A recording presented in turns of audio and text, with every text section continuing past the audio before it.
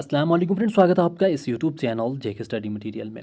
तो कोई स्टूडेंट्स को अभी भी डाउट है यूजी सीटी 2023 के रिलेटेड, जैसा कि आप जो अपना एग्ज़ाम है उसको कैसे क्रैक कर सकते हो, जो अभी आपका सीटी का एग्ज़ाम है उसके लिए बेस्ट ट्रिक क्या है, 100% गारंटी के साथ आपकी सिलेक्शन हो जाएगी, वो भी मैं आपको बताऊंगा। और यहाँ पर सीयूटी के पास मार्क्स कितने हैं, बहुत स्टूडेंट बोल रहे हैं कि हमारा जो पास मार्क्स है वो क्या रहने वाला है, हम कितने मार्क्स अटैम्प्ट करें हमारा पास हो जाएगा। और जो कॉलेज हमने चूज़ किए, जो हमने फॉर्म फिल किया था, नीचे जो हमने कॉलेज चूज़ किए, जो सब्जेक्ट चूज़ किए, क्या वही हमें मिलेंगे, वही कॉलेज हमें मिल सकती है।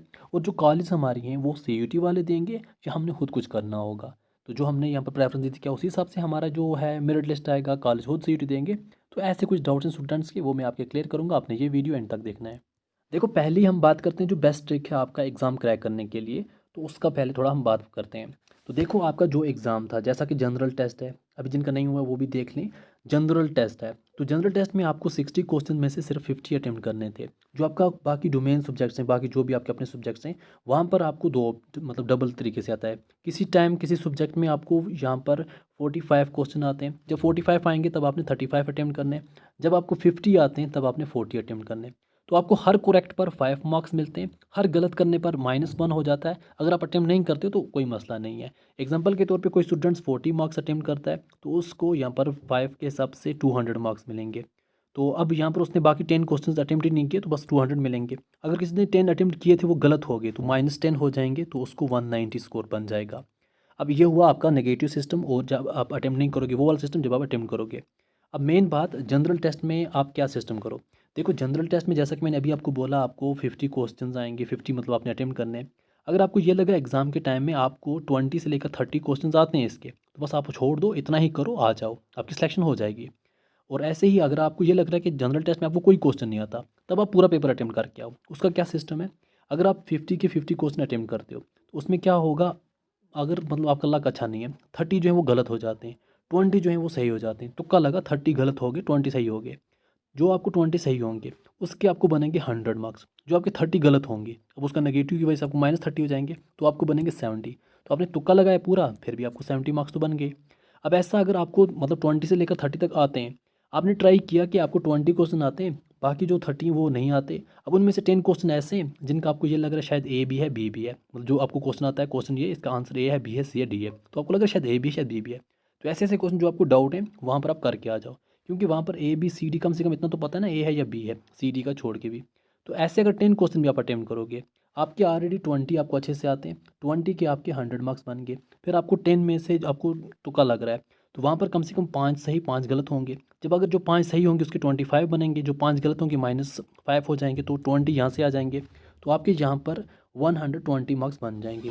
तो इसलिए मैं बोल रहा हूँ, आप अगर तुक्का भी लगाओगे आपका काम बन जाएगा। अब आपका क्वेश्चन है सीयूटी में पास मार्क्स क्या है। देखो, पास मार्क्स का सिस्टम ये वहाँ नहीं है, ये आपका स्कूल कॉलेज का एग्जाम नहीं है कि आपको ये पता चलेगा यहाँ पर पास मार्क्स क्या है, यहाँ वो सिस्टम नहीं है। यहाँ का सिस्टम ये है कि आपका सीयूटी का जितना भी स्कोर है वो कम से कम होना चाहिए, पॉजिटिव में होना चाहिए, नेगेटिव में नहीं होना चाहिए। तो आपका सीयूटी का स्कोर होना चाहिए।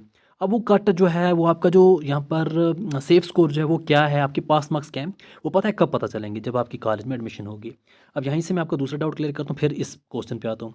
जो भी आपने कॉलेज चूज़ किया अपने फॉर्म पे, जो सब्जेक्ट चूज़ के नीचे बेस, तो वो आपको कोई भी फ़ायदा नहीं है उसका कि आपको सीयूटी वाले वही कॉलेज देंगे, क्योंकि सीयूटी वाले आपको कॉलेज देंगे नहीं।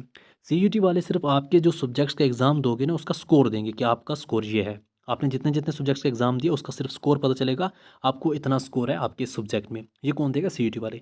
बाकी जो आपने नीचे कॉलेज चूज़ किए वो आपको कुछ नहीं करना अभी, जो आपने नीचे सब्जेक्ट चूज़ किए उसका भी आपने कुछ नहीं करना है। आपने एग्जाम्पल के तौर पे, मैं एक एग्जाम्पल दूंगा बाकी बात समझ आना। कोई एक स्टूडेंट है, उसने क्या किया, एक तो जनरल टेस्ट एग्ज़ाम दिया है, जनरल टेस्ट में उसका स्कोर है 100। अब इसको यहाँ पर आ गया रिजल्ट कि उसको जनरल टेस्ट में 100 स्कोर है। जब उसने फॉर्म फिल किया था उसने चूज़ किया था कश्मीर यूनिवर्सिटी की कोई भी कॉलेज, एंड सब्जेक्ट चूज़ किया था उसने, सब्जेक्ट चूज़ किया था हिस्ट्री। अब क्या हुआ, जनरल टेस्ट उसका स्कोर 100 आया। अब वो क्या कर सकता है, अब उसने ये देखना है, ये नहीं देखना कि मैंने फॉर्म में कौन सी कॉलेज चूज़ की थी, कौन सी यूनिवर्सिटी चूज़ की थी। अब उसने ये देखना है मेरा जनरल टेस्ट है, तो जनरल टेस्ट कहाँ कहाँ एलिजिबिलिटी है, तो जहाँ जहाँ जनरल टेस्ट की एलिजिबिलिटी होगी वहाँ वहाँ ये फॉर्म भर सकता है। अब कॉलेज नए से अपना एडमिशन फॉर्म निकालेंगी, यहाँ आपका स्कोर आ गया, जनरल टेस्ट में इतना स्कोर है। अब कॉलेज अपना काम स्टार्ट करेंगी कि आपका जो है एडमिशन फॉर्म निकल चुका है, तो कॉलेज जो है कोई भी अपनी कॉलेज एडमिशन फॉर्म निकालेगी। एग्जाम्पल के तौर पे वही कश्मीर यूनिवर्सिटी के अंडर जो भी कॉलेज एडमिशन फॉर्म निकालती है। अब वहाँ पर आपको ये है कि जनरल टेस्ट में 100 स्कोर है, आप जाते हो एग्जाम्पल को आप अनंतनाग कॉलेज में जाते हो फॉर्म फिल करने के लिए, तो वहाँ पर अनंतनाग का जो फॉर्म है वहाँ पर आपको बोला जाएगा आप तो जनरल टेस्ट 100 है, तो जनरल टेस्ट की वजह से आप पॉलिटिकल में भी जा सकते हो, आप हिस्ट्री में भी जा सकते हो, आप इकोनॉमिक्स में भी जा सकते हो, आप सोशियोलॉजी में भी जा सकते हो, आप कोई भी सब्जेक्ट चूज़ करो। आप वहाँ पर चाहे एक सब्जेक्ट चूज़ करो चाहे 3 सब्जेक्ट चूज़ करो, वो आपके अपने फ़ायदे के लिए कि आपका फॉर एग्जाम्पल आपने सिर्फ पॉलिटिकल चूज़ किया तो आपका स्कोर 100 था। जो फॉर्म फिल करने के लिए स्टूडेंट्स आए, टोटल स्टूडेंट्स 90 आए, सीट्स टोटल थी 100 पॉलिटिकल की, तो जो 90 के 90 स्टूडेंट सेलेक्ट हो जाएंगे चाहे किसी का स्कोर 1 भी क्यों ना होगा। तो अब यहाँ पर कट क्या लगा 1, तो अब आपका यहाँ पर रिजल्ट क्या आया कि आपका जो यहाँ पर पास मार्क्स क्या है 1 है, क्योंकि 1 वाला भी यहाँ पर स्टूडेंट सेलेक्ट हो चुका है। टोटल सीट्स 100 थी पॉलिटिकल की, फॉर्म फिल करने वाले 110 थे।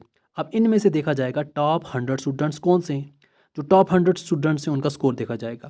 तो यहाँ पर आपके सामने जो लिस्ट थी वहाँ पर स्टूडेंट्स किसी का स्कोर 200 है, किसी का 190 है, किसी का 180 है, किसी का 60 है, ऐसे आते आते आते जो 100 नंबर पर है उसका स्कोर है 15, जो 111 नंबर पर है उसका 14 है, जो 112 नंबर पर है उसका 13 है। मगर इनको सिर्फ 100 स्टूडेंट चाहिए थे, तो 100 जो स्कोर था उसका 15 था, तो 15 वाला जो है वो यहाँ पर सेलेक्ट हो जाएगा, क्योंकि 100 स्टूडेंट्स चाहिए थे तो 100 नंबर का जो स्टूडेंट्स था उसका 15 स्कोर था, तो 15 की सिलेक्ट हो गया, 15 यहाँ पर इसका पास मार्क्स हो गया। तो पास मार्क्स आपके डिपेंड करेंगे जब आपकी कॉलेज एडमिशन निकालेगी। तो ऐसे ही आपका जनरल टेस्ट था, आपने कश्मीर यूनिवर्सिटी में नहीं बल्कि आप क्लस्टर यूनिवर्सिटी में भी जा सकते हो, क्योंकि क्लस्टर यूनिवर्सिटी ने रखा है कि आप अगर आर्ट्स के किसी सब्जेक्ट में जाना चाहते हो, आप कॉमर्स के किसी भी सब्जेक्ट में जाना चाहते हो, तो आपका जनरल टेस्ट होना चाहिए। तो आपने अगर जनरल टेस्ट का फॉर्म फिल किया है, एग्जाम्पल के तौर पे आपको 100 मार्क्स हैं, तो आप क्लस्टर यूनिवर्सिटी कॉलेज में जा सकते हो, आप कश्मीर यूनिवर्सिटी की कॉलेज में फॉर्म फिल कर सकते हो, आप इस्लामी कॉलेज में फॉर्म फिल कर सकते हो, जहाँ जहाँ आपको लग रहा है पूरे इंडिया में जहाँ जहाँ लग रहा है कि यहाँ पर जनरल टेस्ट की नीड है, वहाँ वहाँ आप अपना फॉर्म फिल कर सकते हो।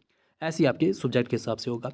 अगर किसी स्टूडेंट ने अपने 5 सब्जेक्ट चूज़ किए, अब इसका मतलब ये नहीं है कि उसको वही 5 सब्जेक्ट कॉलेज में मिलेंगे, इसका मतलब ये है कि उस 5 में से किसी एक में उसकी सिलेक्शन हो जाएगी जब वो फॉर्म फिल करेगा, कि उसने की एक में सिलेक्शन हुई। क्योंकि एक कोई स्टूडेंट ऐसा है ना जिसने अपने जो फॉर्म फिल किया क्लस्टर यूनिवर्सिटी में का फॉर्म फिल किया, पहला सब्जेक्ट चूज़ किया, उसने चूज़ किया कि मैंने बायो में एग्ज़ाम दिया है तो मुझे ज़ूलॉजी चाहिए।